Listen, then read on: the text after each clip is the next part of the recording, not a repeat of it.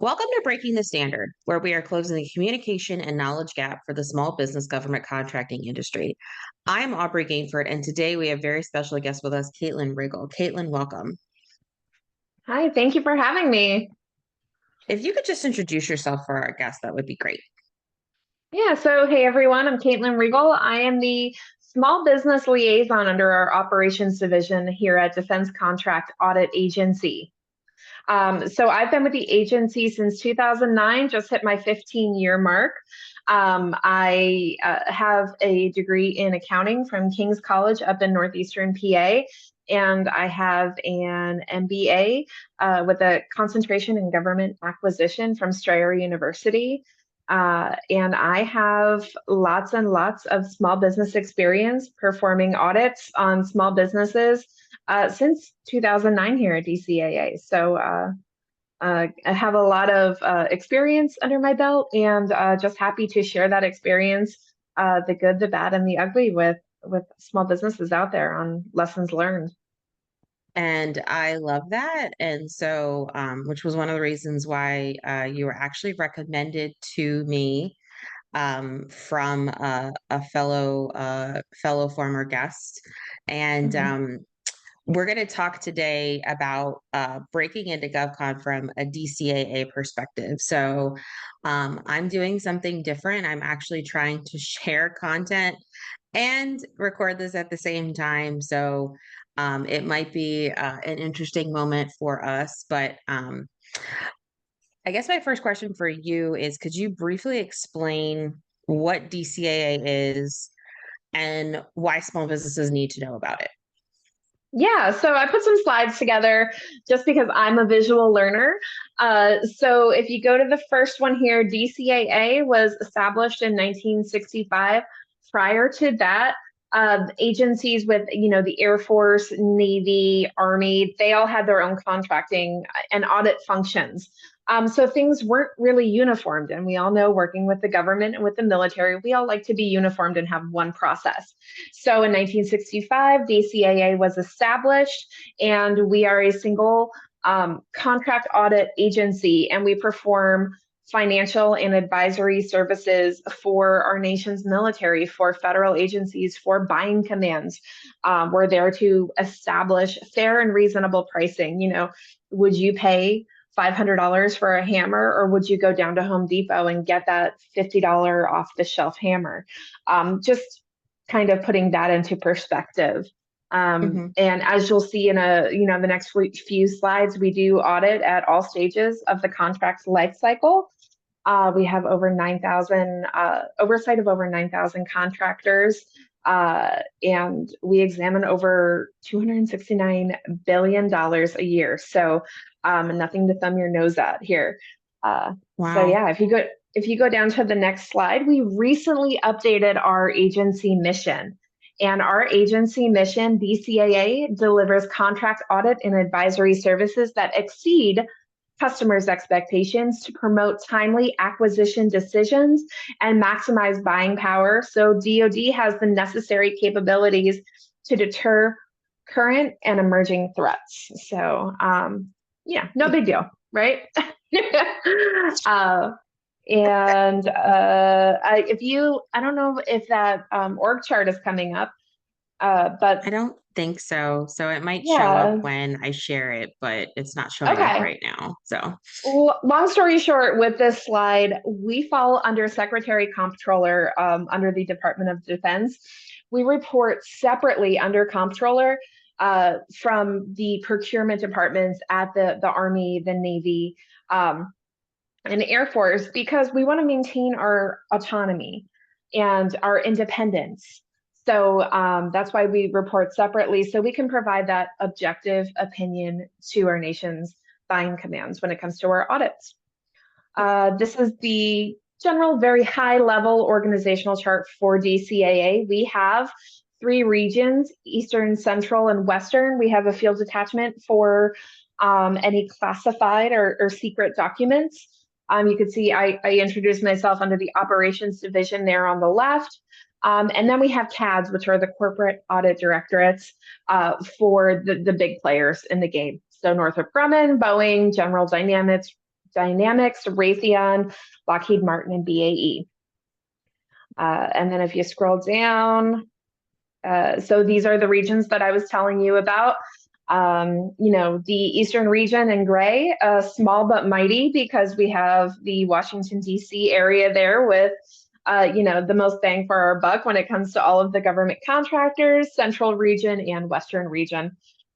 We have a European branch office. We are literally all over the world, essentially. Next Oh, slide. Yeah, we are everywhere.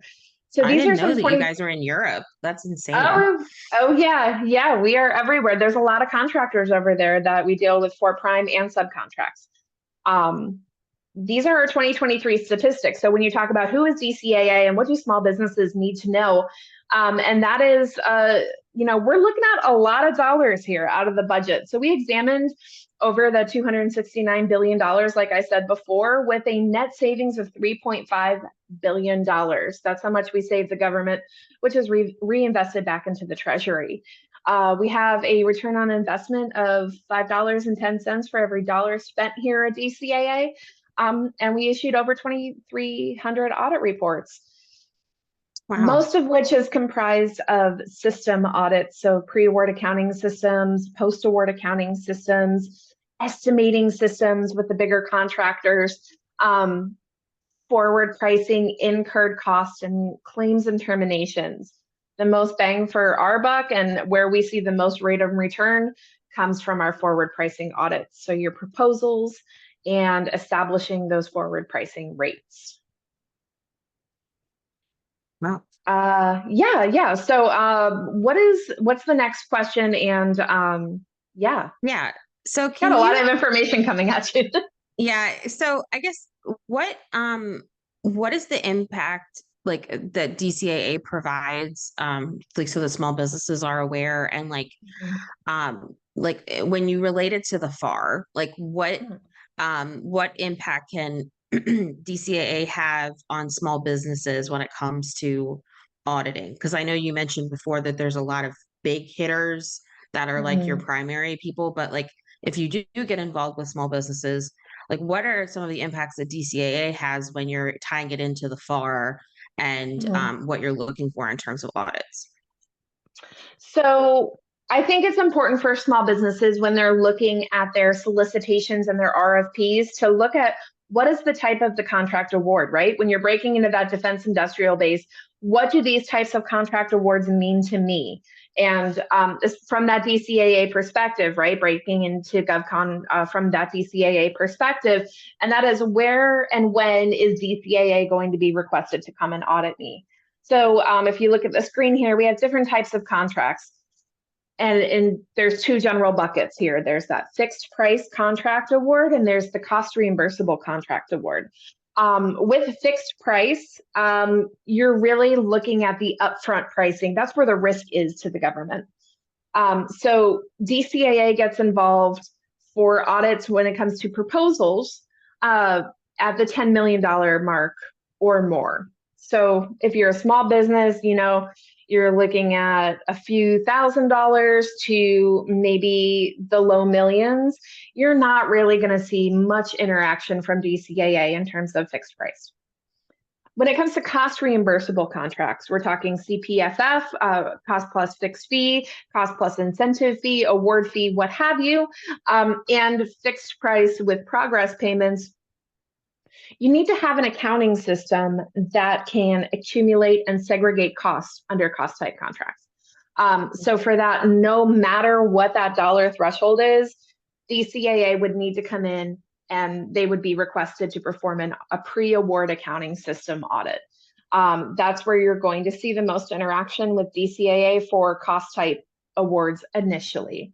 And then you have the possibility of incurred cost audits, and various compliance audits, which again, we'll get into in a little bit.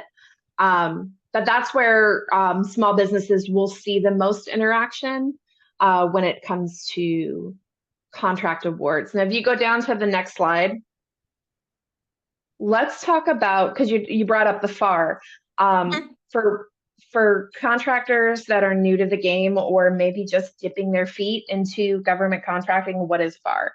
That's the Federal Acquisition Regulation. And that's a set of rules and guidance and regulation that contractors must adhere to.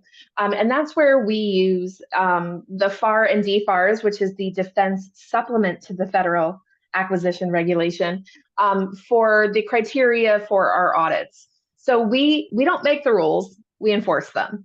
So when we come in to look at your accounting system, the costs that incurred, the proposed cost, we're looking at various aspects of the FAR and the DFARS to see, are you in compliance? Are you doing what you say you're going to do?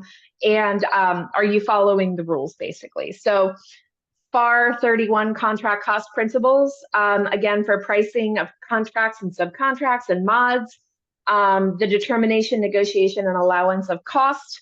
So this is a key factor that small businesses should really pay attention to. If you go down to the next slide, the top 3 things DCAA is looking for when we perform our audits, whether it is with forward pricing, proposal audits, incurred cost audits, we are looking to see within regards to the FAR, is it allowable? Is it reasonable? And is it applicable to the contract? So we're looking at the terms of the contract, what you've incurred or proposed. Does it fall in line with that? Has it hit all of the allowability per FAR?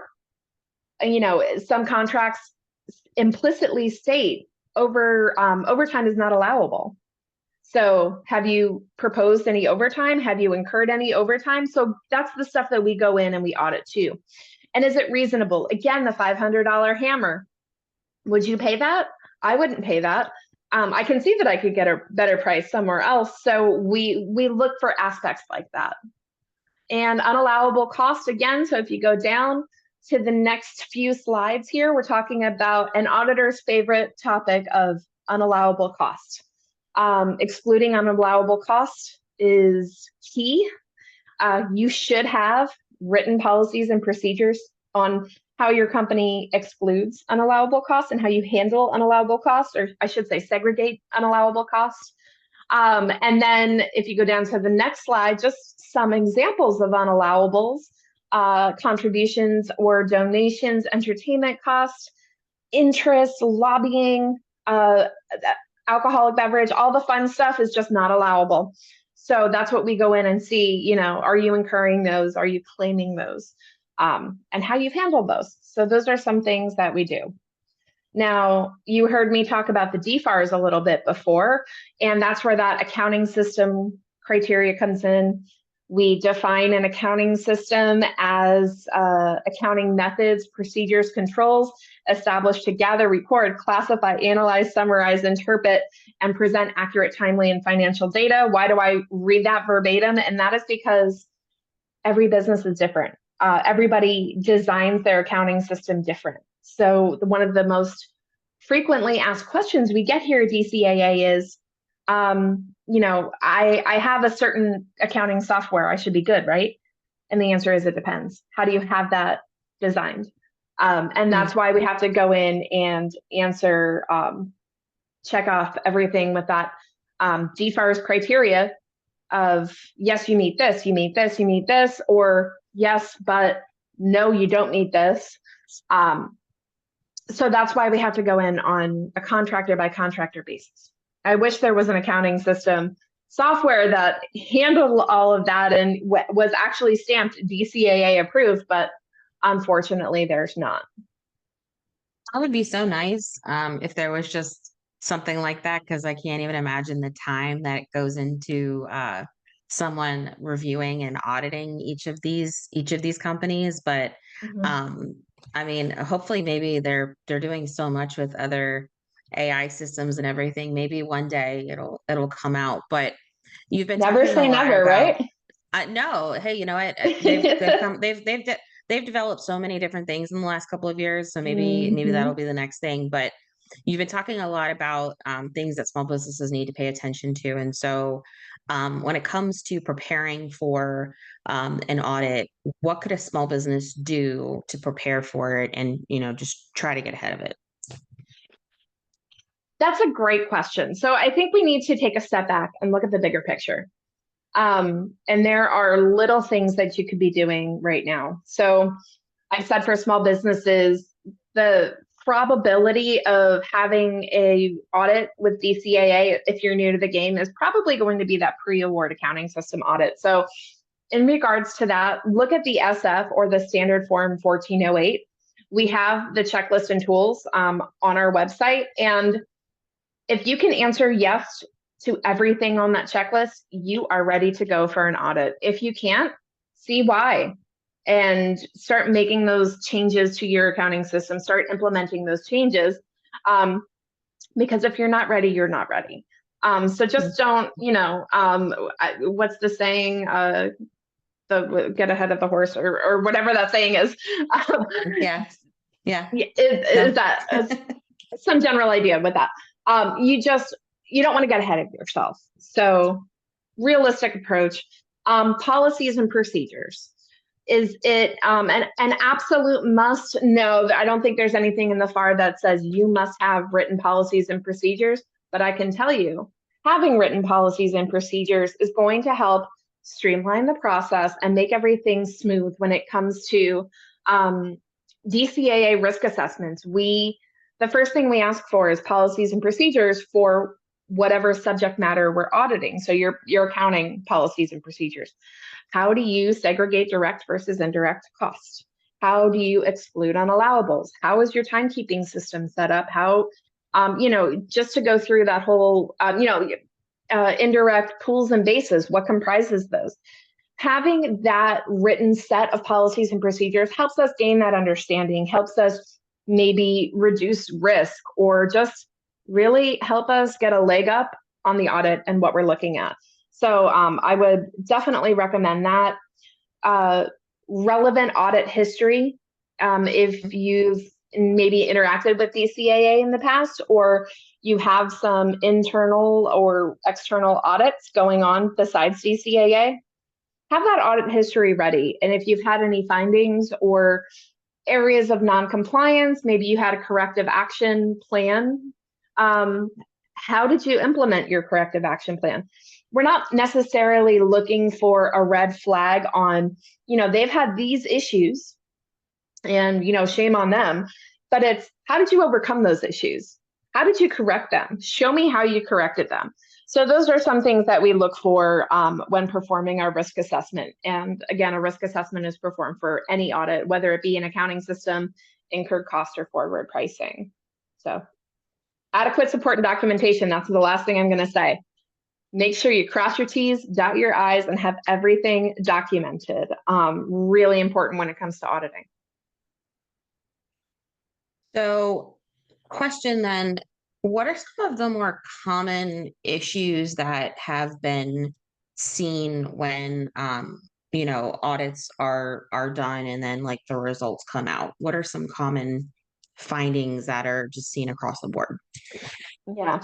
So I would say, and we don't say most common because we don't really have a way to track, but as from my experience, adequacy review, so you have it right here, you would be surprised at how many, for pricing proposal packages, how many inadequate packages we have. The documentation isn't there, the support isn't there, and we perform an adequacy review for everything that we do. So the pricing proposals, the forward pricing, the incurred cost proposal packages, and pre-award accounting systems.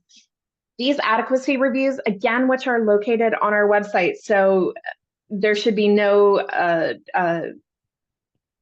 there's transparency there of what is needed from the, and this is another way to prepare with these checklists.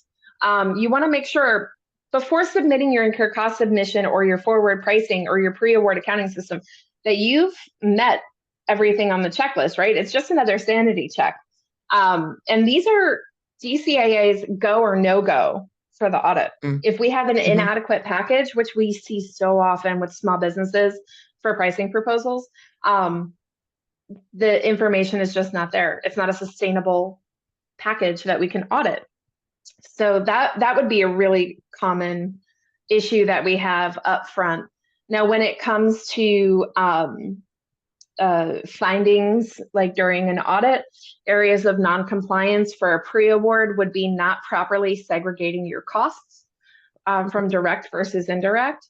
Maybe accidentally double counting costs if you're a CEO and you're also working direct on Oh, a contract.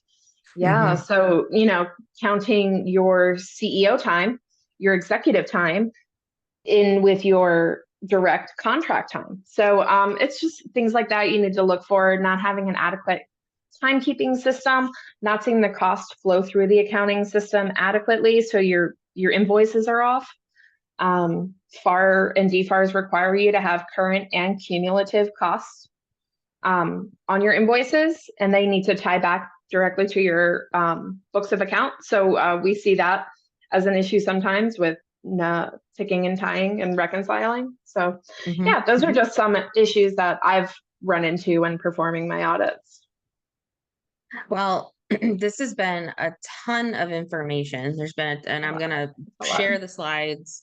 But if you're Mhm. watching this on YouTube, which is a new thing, then you'll be able to see them all in real Mhm. time while you're watching this. But I ask everyone that's on the show the same two questions. So my Mhm. first question to you is if there was any advice that you would give to companies in small business, the government contracting industry, even that either they're just getting started or they've been in for a while, but what would you say to them? I would say pay attention to the details. From that DCAA perspective, go through that RFP, that request for proposal, or that solicitation. What are the clauses that are in there, right? So look for the FAR clauses, look for the DFAR clauses, see what you're agreeing to. Because if you can't meet those clauses, those requirements, you're going to be in big trouble, and you may owe the government money, after the fact. So just be sure you can meet everything that you're agreeing to, and read the fine print. I love that. And if our listeners want to get in touch with you, what would be the best way to do that? Email, please, because I'm in and out of these webinars all day. So email is best. It is, I don't know, I do have the slide there, but it's my full name, Katelyn dot A as an apple, dot Rigle, Rigle, dot CIV at mail.mil. I will make sure to link Caitlin's contact information in the show notes along with the slides if possible. But if you have any questions on what we talked about today, please shoot me an email at breakingthestandard@gmail.com. If there's a topic that I haven't talked about yet and you're dying to hear about it, send me an email there. I'd love to hear from you. Make sure to go follow us and subscribe on Apple and Spotify and check us out on YouTube. And until next time, bye. Take care.